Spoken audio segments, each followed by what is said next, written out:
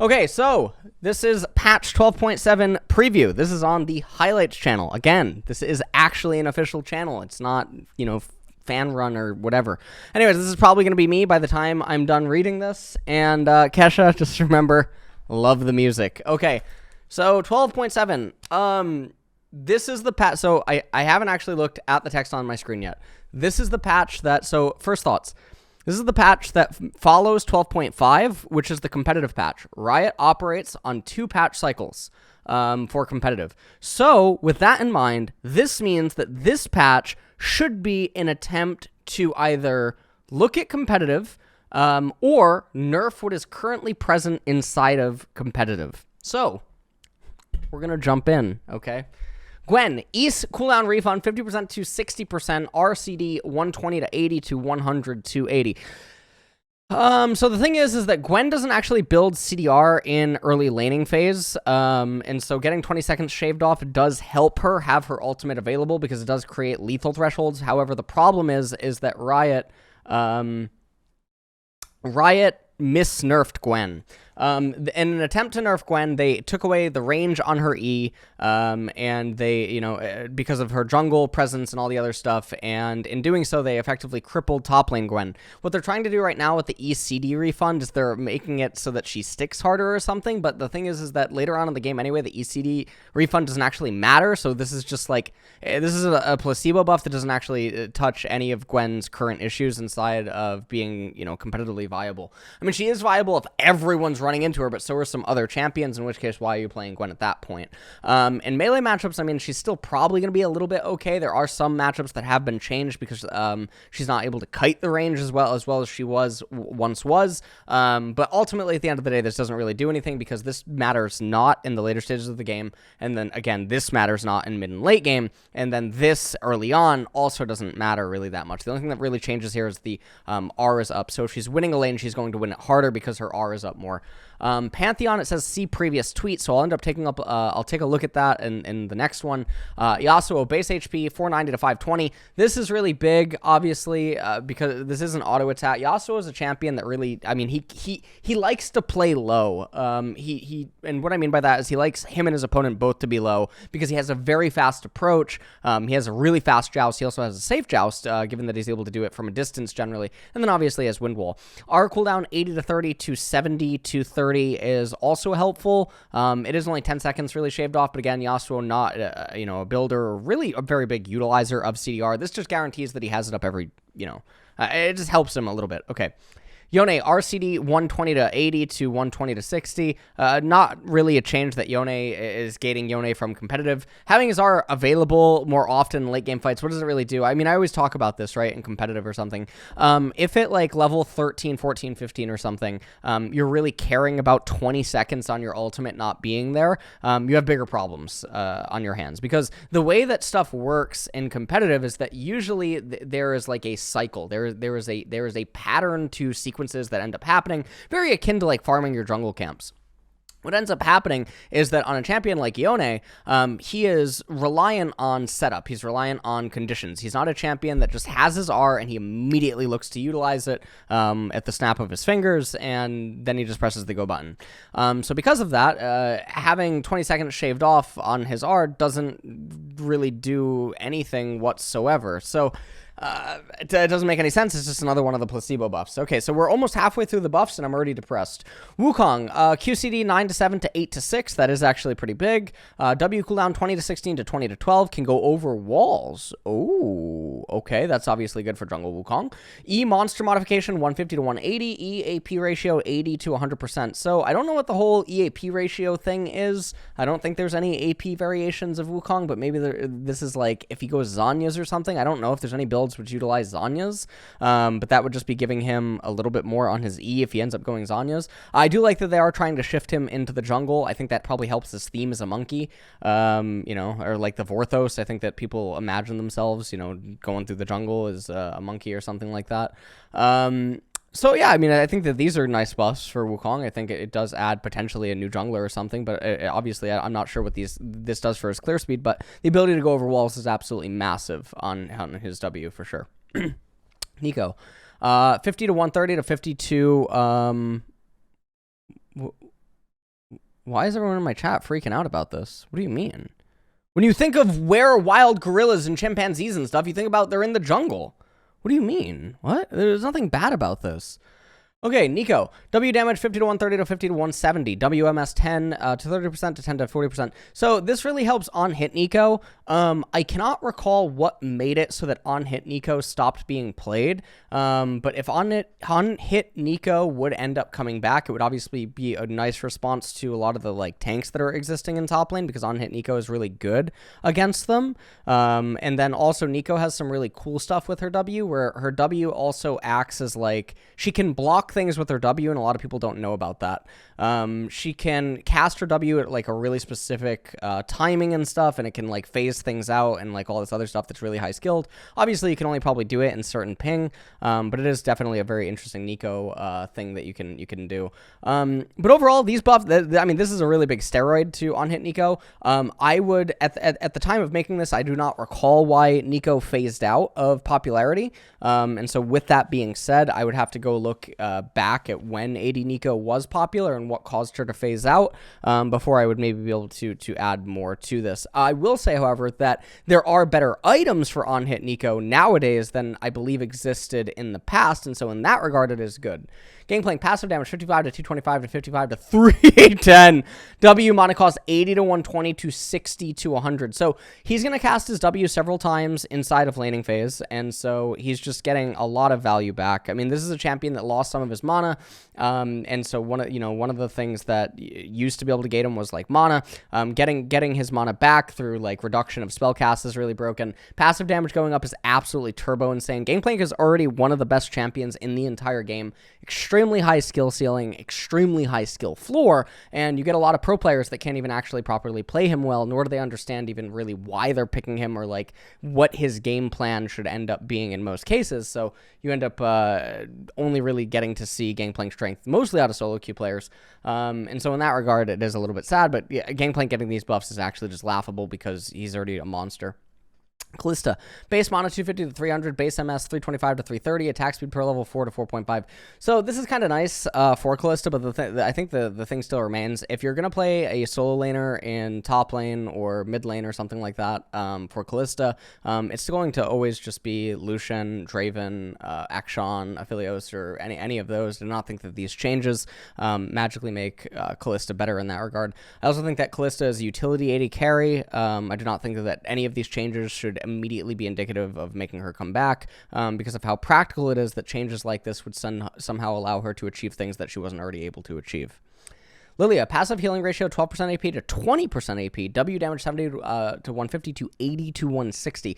So it makes her healing go up, but the problem is everyone and their mother sort of has grievous wounds at some point, and getting an 8% increase on the passive healing ratio. She doesn't get a lot of AP anyway because she's a jungler. She's not stacking a lot of AP, so you're talking about a negligible amount of heal. The W damage going up from 70 to 150 to 80 to 160, I don't know how this affects her clears. If somehow this allows her to actually clear like several seconds faster on each camp because the damage is there, then yeah, it definitely helps her, but Lilia is already competitively viable. It's just that in solo queue, she's problematic and it's really hard to buff her in solo queue and justify it. So there's just not a lot of people that want to play Lilia, and that's pretty much it. Karthus, Q monster mod, 85. What is going on? This can't be real. What is happening? So actually, interestingly enough, Blabber, most recently in LCS Spring, the Karthus game, I believe in week 2 versus Team Liquid, I think Blabber had one of the fastest competitive Karthus clears ever, and that was insane. This is just turbo broken for Karthus. I mean, Karthus is still already one of the best junglers in the entire game. Doesn't make any sense why he's actually getting love here. Zeri, see August's tweet eventually, okay? Ryze, Q mana ratio 3% bonus to 2% bonus. Q AP ratio 45% AP to 50% AP. So they're trying to make him add AP into this. I think I already commented that Ryze might just end up adding an AP item into his build. The real purpose that Ryze is being picked right now, it's actually kind of funny. You see a lot of pros in competitive, they're just copying the Faker build, where they just do they do the standard Everfrost, then they get Fimbulwinter, and then they get Frozen Heart, even if the enemy team has 4 magic magic damage dealers, and Frozen Heart doesn't make any sense, and it should be Force of Nature. Ryze players right now, in general, aren't really thinking a whole lot, so I wouldn't be really too worried about, like, these little micro changes. I think that, like, if this affects his wave clear early on in some regard, that does harm him, because the whole reason that Ryze is being picked right now is mostly because he's so safe in mid lane. He's able to shove, and he's able to follow up with, like, you know, plays that you want to make and all this other stuff. Realm Warp's obviously really good inside of competitive, but I've always held the stance that I think that Ryze is a pretty poor champion in general. Although I do like that Riot has actually created a battle mage, which is actually what he is, which is really cool, because I feel like other attempts to do so have, for the most part, failed. I mean, it doesn't mean that I don't think that Ryze can be picked. I just think that, like, if you're blinding Ryze, you deserve to get punished and you deserve to get smacked, but unfortunately people are handshaking it, or they're only soft punishing it with things like Victor and, you know, things of that nature. So that's pretty much it. Lee Sin, base AD 68 to 66, Q1, Q2 damage 55, 155 to 50 to 150. He's just getting tagged. Honestly, Lee Sin has no business being back inside of the meta. This is one of those things that, you know, I want to start making, like, a Google Doc compilation of, like, when popular champions fall out of the meta and the things that all the pro players say about the champion and why it's no longer competitively viable, and, like, why they stop playing it all the time, and then all of a sudden you just see a resurgence of the champion and you realize that none of the logic that they're claiming to support the resurgence actually makes sense when you compare it to why they were, you know, at one point claiming that it was bad. Lee Sin, I wholeheartedly just believe came back in because people will see the death stance change or something, say that's a really good thing for him, even though it's a second item, which usually goes way beyond the point of, like, why you would be wanting to pick Lee Sin in the first place. Since you're talking about a second item on an AD jungler in a competitive game, it's already going to be, like, really late into the game in most cases, which goes, again, it defeats the point of why you're picking him in the early stages. People just like playing him. I mean, he's one of the world junglers, like, most played junglers of all time. I mean, if you've been jungling in League of Legends for months, years, or whatever in competitive, then your Lee Sin is just going to be a champion that you're very familiar with, you're very comfortable with. So when the meta does get changed up, when the champions that you've been playing in competitively have been nerfed or something, you're just going to default to going back towards the things that you already know. And I mean, the same can be said for a lot of other champions in competitive, which is why we just see a constantly repeating meta over the last few years, regardless of, like, what Riot's attempting to do. And it's because pro players do not want to branch out and learn new champions. However, whenever a new champion comes out, they can all magically flip a switch, and you'll see that champion in competitive in 2 weeks. I think the greatest example of this is actually Renata Glask. Recently, Zeri is another really good example of it. Renata, I think when most people actually see her picked or played, I think most people are right, and that it doesn't actually look like there's proper justification for why is this champion being picked over other champions, and yet she is. And I think the reason is because, well, she's new, she's fun, and people actually just dedicated the time to getting to learn her, and so because of that, there's a high enough proficiency at her to justify picking her. And if the same thing, I mean, I think that if certain champions today were like Men in Black, like red laser light removed from people's memory, and they were released as brand new champions today, you'd end up actually seeing them in competitive, but that's just the case with modern day competitive League. Jayce, base HP 560 plus 90 per level to 520. That's huge. Plus 95 per level. Base armor 27 plus 3.5 to 22 to 3.8. This makes Jayce's matchups a lot harder all around, especially like his counters. This annihilates him for some of his tank counters, like Ornn being good against him, Malphite being good against him, because obviously, Ornn is dealing physical damage with his Q, and Ornn does max the Q in the Jayce matchup, but obviously the all-in is going to deal a lot more damage because Jayce is going to be missing some HP. But yeah, I mean, it looks like, I mean, it's going to end up, I would say that this is just going to be, this is going to be pretty fine. Jayce's laning phase is just going to be harmed. Rengar follow-up, Q bonus damage reduced by 40% on structures, W bonus monster damage 65 to 130 to 85 to 150. So that's obviously really nice first clear. Apparently one of the challenger Rengar players on Korea has made the claim that the Rengar changes are indeed buffs, and the current itemization does feel a lot better, but that learning the new leap stuff is problematic. System buff. So this is really interesting. 2400 to 2300. If I do believe that there was a clip of me somewhere on YouTube once upon a time when Umbroglaive was actually much higher, and I actually said that if it was 2300 gold, it would probably just be built on, AD junglers. And the cooldown 45 seconds to 35 seconds is also really cool on it. So this is really cool. Seeing a change like this. It ended up happening over the course of several buffs to the item, but it ended up actually getting to where I thought that it should be at. if it was going to actually be purchased, and so I think in that regard it will be purchased. Max MR Shred 20 to 25, Abyssal Mass Shred ratio 1%, bonus HP to 1.2. Get out of here. System nerfs. Winter's Approach, Fimble Winter 2600 to 2700, health to 400, health 400 for 350. This is a nerf, so you know, combine this with like Ryze, but there's a lot of champions that do build Fimble Winter, you know, etc. So ultimately, you lose 50 HP, and it does cost you a wave extra. Non-canon wave is 105 gold, so it does cost you a wave extra in order to get it. So you know you're looking at an extra 40. You're looking at an extra like what 40 in-game seconds in order to get the item, and then you're losing 50 HP. Not the end of the world. Moonstone Renewer healed shield power per stack 7%, max 35 to 6%. So they undid one of the previous buffs to it. Still fine. The champions that do utilize it well are not going to be crying that much. 5% is definitely a loss though. Gale Force cooldown 90 to 110 seconds. Doesn't really matter. You can just refer back to the thing that I made a comment above about Yone, and why I don't think that this really matters. Time Warp Tonic, immediate potion restore 50% to 30%, bonus movement speed 5 to 4%. So this only matters in like hyper-specific matchups where Time Warp Tonic can be used in very interesting ways to look for lethals in the early laning phases, but all in all, I think that it's pretty fine. So, okay, we are going to go to Tim the Truxie's Twitter because it says Pantheon see previous tweet. So we're going to go to his Twitter, and we are going to look for the previous tweet. Let's take a look here. And...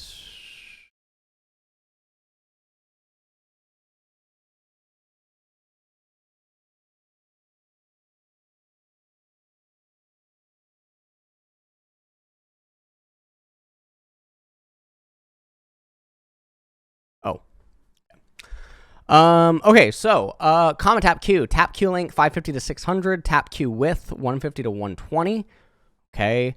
Aegis Assault E no longer slows Pantheon when moving backwards. Grand Starfall R now falls 0.25 seconds faster. Health per 5, 9 to 7.5. So they made his lane sustain weaker. They made his jungle sustain also weaker. Grand Skyfall coming out a little bit quicker. I mean, this isn't what's getting Pantheon. What's getting Pantheon is he doesn't actually have damage when he transitions into mid and late game. That's really the problem with Pantheon. So this doesn't make any sense whatsoever. I mean, these are not the problems that are making Pantheon. This is terrible. Like, this is actually just, it's so laughably out of touch with, like, what's wrong with Pantheon. Don't get me wrong, like, it's nice when they actually do touch what's wrong with Pantheon, but right now this is just totally a joke. So that was it for 12.7. We'll see what ends up actually making it to live, or if they listen to any of the community feedback and actually modify some of the changes. All in all, I mean, let me just look at it one more time. All in all, I think, I'm still pretty depressed. Does anything happen here in competitive from this? Realistically, I mean, we're already gravitating towards top tank lane, top tank meta anyway, so Jayce thing doesn't really matter. My eyes are saved because maybe we get Yasuo and Lee Sin. Rengar follow-up, double, inside of the jungle is cool. Umbral can do some very interesting things. Graves will probably end up making use of this inside of the jungle. I know that sounds weird, but Lethality Graves is the best way to play him. Pantheon, no. Gwen, no. Yasuo, no. Yone, no. Wukong, maybe we get Wukong jungle. Maybe we get AD Neeko. Maybe Gangplank's already good, but yeah, everything else not really no, and who are we kidding? They're never picking up Karthus. So, kind of sucks. Competitive is in a weird place. All right, guys, 12.9, we're holding out for it.